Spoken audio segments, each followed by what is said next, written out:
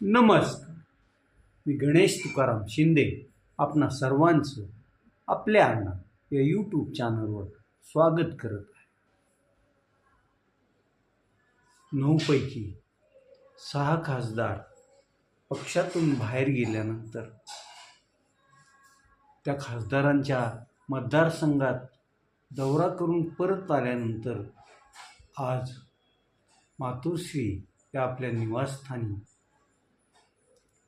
शिवसेना उद्धव बाळासाहेब ठाकरे पक्षाचे पक्षप्रमुख उद्धव बाळासाहेब ठाकरे यांनी पत्रकार परिषद घेतली आणि टायगर अभी जिंदा आहे याचा प्रत्यय दिला. त्यांनी पत्रकार परिषद घेणार असं जाहीर केले. त्यावेळेस अनेक समाज माध्यमांच्या प्रतिनिधींना ते काय बोलणार, पुढची त्यांची भूमिका काय सांगणार आदीबाबत चर्चा सुरू होती. मात्र आज पत्रकार परिषदेत उद्धव बाळासाहेब ठाकरे यांनी आपली भूमिका स्पष्ट केली. ते म्हणजे दुसरं तिसरं काही नसून आपल्या पक्षाला लागलेलं फुटीचं ग्रहण थांबावं, पक्षाची लोकप्रियता जनतेत वाढावी आणि पक्ष कायम राहावा यासाठी त्यांनी केलेला हा नवा प्रयोग आहे असं म्हणणं वावगं ठरणार नाही. आज उद्धव बाळासाहेब ठाकरे यांनी भाजपला कोंडीत पकडलं. राम मंदिराच्या संदर्भात भाजपनं संघानं जे रान उठवलं होतं आणि अयोध्येत राम मंदिराचा ढाचा तत्कालीन बाबरी मस्जिद आणि राम मंदिरचा ढाचा जो की कारसेवकांनी पाडला होता, परंतु कोणी हा पण ढाचा पाडला याचं पुढं येऊन आम्ही ते केलं असं सांगायला भाजप धजावलं नाही. परंतु त्यावेळी स्वर्गीय हिंदू हृदय सम्राट बाळासाहेब ठाकरे पुढं सरसावले आणि माझ्या शिवसैनिकांनी हा बाबरीचा ढाचा पाडला असं जाहीर केलं होतं. त्यामुळं शिवसेनेची राम मंदिराबाबतची भूमिका काय होती त्यावेळेसपासून स्पष्टच आहे. परंतु राजकारणासाठी सत्तेत येण्यासाठीचा सोपा मार्ग म्हणून भाजपनं राम मंदिराचा प्रश्न हाती घेतला होता की काय असं वाटण्यासारखी परिस्थिती बराच. ज्यावेळेस बाबरी मस्जिदचे मंडळी आणि राम मंदिराची मंडळी सुप्रीम कोर्टात लढा देत होती, त्यावेळेस सत्ता भाजपची आलेली होती, नरेंद्र मोदी पंतप्रधान झालेले होते. परंतु सरकारनं राम मंदिराचं बांधकामाचा निर्णय घेतला नाही, तर सुप्रीम कोर्टानं यात निर्णय दिला. तिथं राम मंदिरच होतं असं स्पष्ट सांगितलं आणि बांधकाम करण्यास नाहरकत असल्याचं पण स्पष्ट केलं. आणि त्यावेळेस कुठं मग राम मंदिराचं बांधकाम सुरू झालं आणि आज दिसतंय ते राम मंदिर आपल्या सर्व हिंदू भाविकांना दिसू लागलेलं आहे.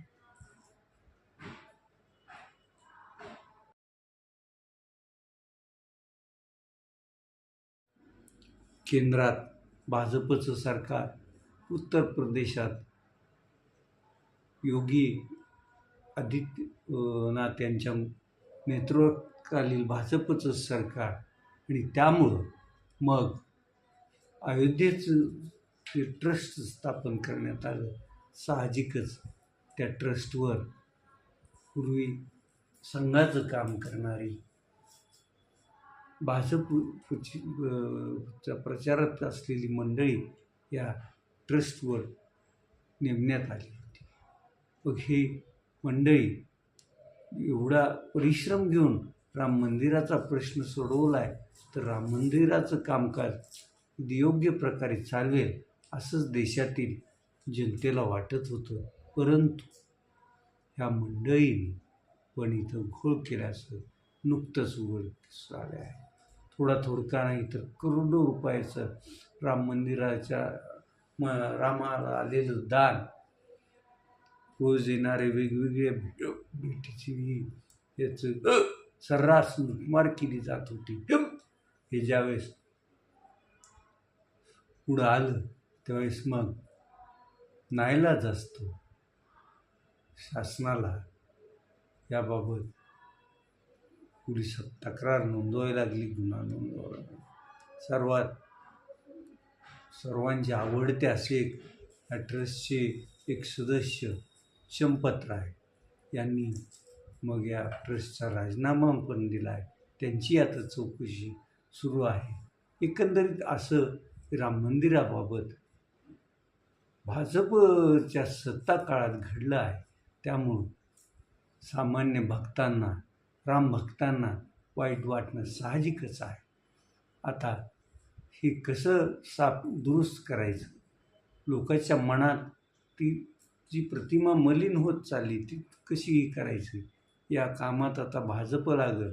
तर इकडं शिवसेना उद्धव बाळासाहेब ठाकरे पक्षाचे प्रमुख उद्धव बाळासाहेब ठाकरे यांनी 5 जून रोजी दादर येथील जिथं जुना कबूतरखाना होता तिथं असलेल्या हनुमान मंदिराच्या प्रांगणात सर्व हिंदू ज्यांना रामाविषयी प्रेम आहे यांची बैठक बोलवली आहे आणि रामरक्षा हे आंदोलन ते सुरू करणार असल्याची त्यांनी आज पत्रकार परिषदेत घोषणा केली आहे. त्यांनी राम मंदिरात हे जे काही दुष्ट प्रवृत्तींनी केलं आहे चुकीचंच आहे असंही करत याला मात्र भाजपचीच साथ आहे असंही स्पष्ट सांगून टाकलेलं आहे. त्यामुळं आता त्यांचं रामरक्षा आंदोलन 5 जुलैपासून सुरू होत आहे आणि दुपारी 4 वाजता होणाऱ्या या आंदोलनाला कोणकोणती मंडळी हजर राहतात हे आपल्याला कळेल आणि मग तिथे उद्धव बाळासाहेब ठाकरे या रामरक्षा आंदोलनाची राज्यातील पूर्ण राज्यात आंदोलनाची रूपरेषा ठरवतील आणि ते तिथं जाहीर करतील असं दिसतंय. आणि त्यांच्या म्हणण्याप्रमाणे ते राज्यभर हे रामरक्षा आंदोलन उभारतील हे मात्र नक्की आहे.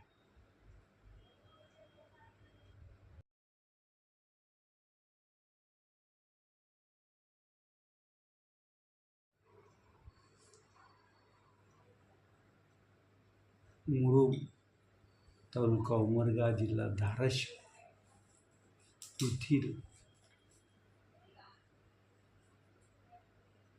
मठातर्फे दरवर्षी बसवरत्न पुरस्कार जाहीर करण्यात येतात आणि ते प्रदान करण्यात येतात. यावर्षीही बसवरत्न पुरस्कार जाहीर करण्यात आले होते आणि हा बसवरत्न पुरस्कार मूळचे कळंबचे राहणारे आणि ZTV, Zee24 BBC, त्यानंतर आजतक आदी चॅनलचे पत्रकार राहिलेले आणि सध्या फ्रीलान्स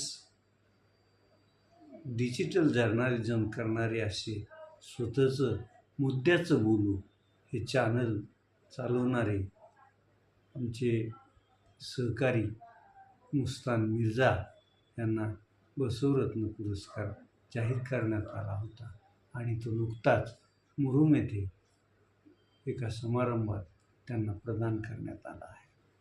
मुस्तान मिर्झा सध्या जे हैदराबादचं आंदोलन आणि त्या काळातली परिस्थिती, त्या काळात कसे अत्याचार होत होते, त्या अत्याचारात कोण भरडलं जात होतं, कोणाला जास्त त्रास झाला याबद्दलही मुद्द्याचं बोलू यावर एक सिरियल चालवत आहे. त्याचबरोबर मराठवाड्यातलं वेगळं असं काही असेल ते पण त्याचं पण ते करत असतात. आणि मूळ धाराशिव जिल्ह्यातील मंडळी आज कोठे आहेत, काय करतात याबद्दलही त्यांचं विश्लेषण असतं, माहिती असते, तेही जनतेला आवडत असते.